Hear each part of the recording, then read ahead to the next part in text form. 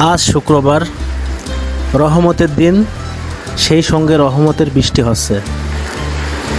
এটা আমাদের বাড়ির উঠান, প্রচুর পরিমাণে বৃষ্টি হচ্ছে।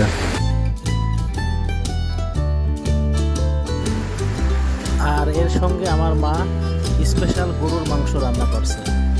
এই যে প্রেশার কুকারে সে রান্নাটা বসিয়ে দিয়েছে, আর আমরা অধীর আগ্রহ নিয়ে বসে আছি এটা কখন সম্পন্ন হবে, আর কখন এই ঠান্ডা ঠান্ডা মুড়ে গরুর মাংস দিয়ে গরম ভাত খাবো। আর এই যে আমার মা অনেক যত্ন সহকারে রান্নাটা করছে।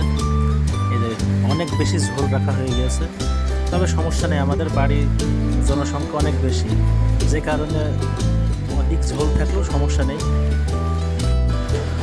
গরুর মাংসের ঝোল দেখে লোভ লাগছে, দেখে আসলে জিভে জল চলে আসছে। কালারটা সেই হয়েছে।